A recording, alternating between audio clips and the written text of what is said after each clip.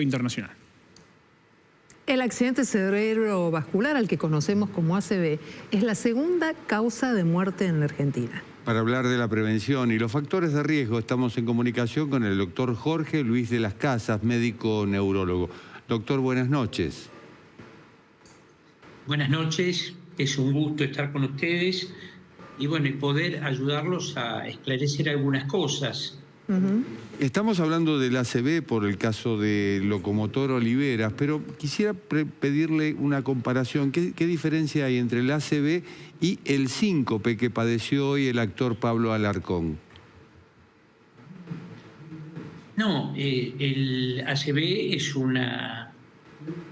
es un ataque cerebral llamado stroke y el síncope no necesariamente tiene que ver con un ACV. Puede haber un síncope vasovagal, es decir, por estrés, por encierro en algún lugar que esté bien que esté con las...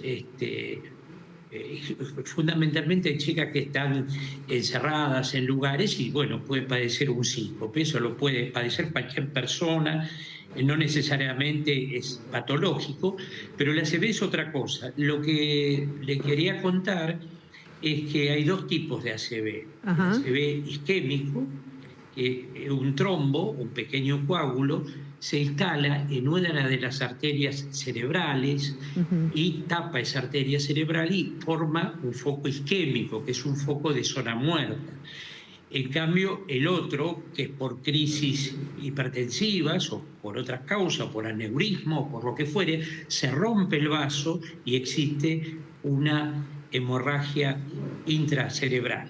Son dos, los dos los llamamos ACV, pero son distintas fisiopatologías, distintas causas Pero, doctor, hacen que uno sangre y otro se tapa la arteria y se muere determinado sector del cerebro. Depende de la arteria que se tape, va a ser el sector del cerebro que va a ser dañado. Doctor, te pido que, perdón, que nos ayudes, discúlpame. Dígame, por favor, perdón que me... No, es que vamos a hacer esto, vamos a sostener un ida y vuelta para que todo el mundo pueda entender, porque, viste, escuchás... Eso mismo. Escuchás ACV y de pronto se encienden todas las luces de alarma. ¿Qué es un ACV? Simple, sencillo, para que todo el mundo lo entienda. ¿Cómo te das cuenta que por ahí estás cursando un ACV y tenés que llegar a tiempo al hospital?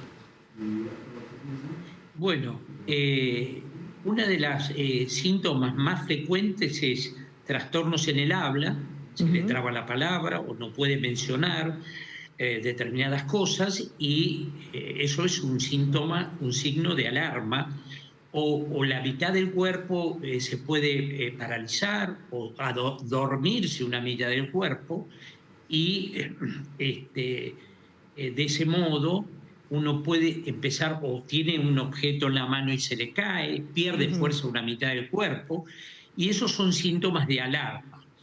Hay accidentes isquémicos que son transitorios, pero fundamentalmente cuando hay factores de riesgo, que eso es lo que me gustaría que charlemos. ¿Y cuáles son los factores de riesgo que te pueden conducir a una situación que tal vez no tenga retorno si tenés una ACV?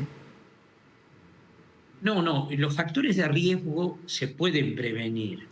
Son previsibles y se pueden... lo que sucede es que hay muy poca información a nivel oficial sobre la instauración de ACV. Los factores de riesgo más comunes es la hipertensión arterial, que es algo que uno lo puede controlar con chequeos periódicos, la dislipemia, es decir, el aumento del colesterol, que forma placas de ateromas, lo que llamamos ateromas, que son placas de aterosclerosis. Esos son dos de los factores de riesgo fundamentales. Después también es la diabetes, que cada vez existen más personas con diabetes o resistencia a la insulina. El fumador también daña el endotelio vascular. Cuando hablamos de endotelio vascular es como la manguerita, el centro de la manguera. Eso es el endotelio, donde hay factores proinflamatorios que hacen que se formen placas ateroscleróticas. Ya enumeramos la hipertensión arterial, el colesterol, la diabetes. El tabaquismo es terrible porque, bueno, también daña el endotelio vascular. Y lo último que podría nombrar como factor de riesgo y cada vez más frecuente en estos años que estamos viviendo, en este nuevo siglo, es el estrés, porque el estrés libera determinados neurotransmisores que aumentan los factores inflamatorios del endotelio, de la arteria. ¿Qué hago frente a una persona que tiene síntomas de ACV? Más allá de, obviamente, llamar inmediatamente al médico, ¿no? Sí, el tema es que, por supuesto, tienen que concurrir directamente al hospital, a la clínica, en forma urgente. El médico de guardia le va a hacer una tomografía y mediante la tomografía, un hecho tan práctico como la tomografía, nos va a detectar si hay sangrado o si no hay sangrado.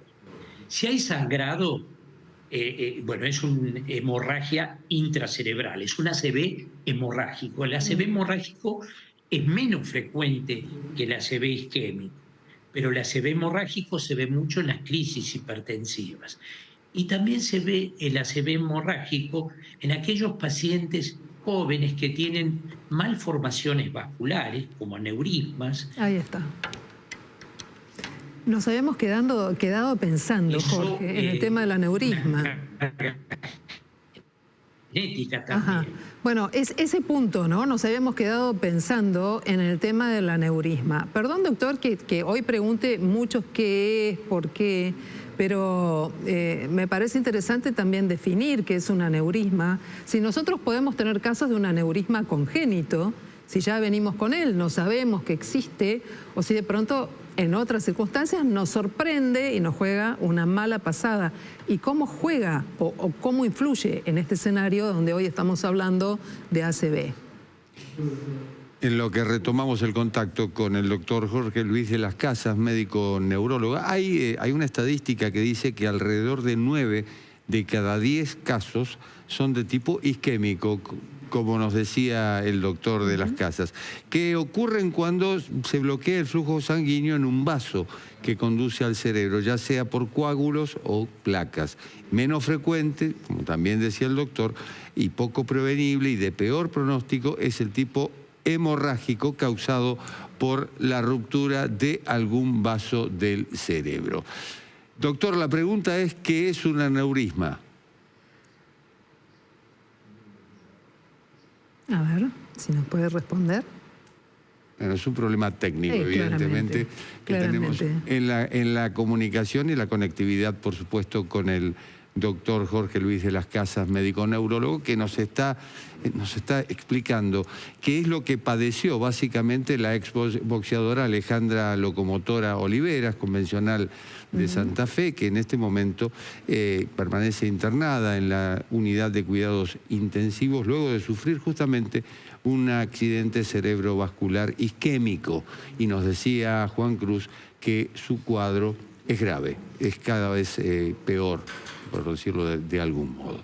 Bueno, me gustaría repasar, Jorge, algunos puntos que tienen que ver con los factores de riesgo, ¿no? Porque tal vez si no prestamos atención a ellos, después el cuerpo nos pasa factura, ¿no? Así decimos desde la calle. Situaciones que tienen que ver con cuadros de hipertensión, el estrés, diabetes y tabaquismo son solamente 4 de los puntos que fueron destacados a lo largo de esta conversación, que por supuesto no pueden pasarse por alto en el momento de tratar de tener una conducta que prevenga situaciones de riesgo. Hoy es el tema del ACV, pero estos factores además influyen en otro tipo de situaciones delicadas para la salud. Sumarle colesterol elevado, sobrepeso y obesidad que producen un aumento del riesgo tanto de ACV como de infarto cardíaco. Muy bien, Jorge, ¿nos vamos a la pausa? Nos vamos a la pausa y cuando volvamos de la pausa hay más noticias. Tendrán que ver con el tiempo y con el deporte. Bueno, vos quédate porque hay más noticias a las 20:30 y como te dije, seguinos.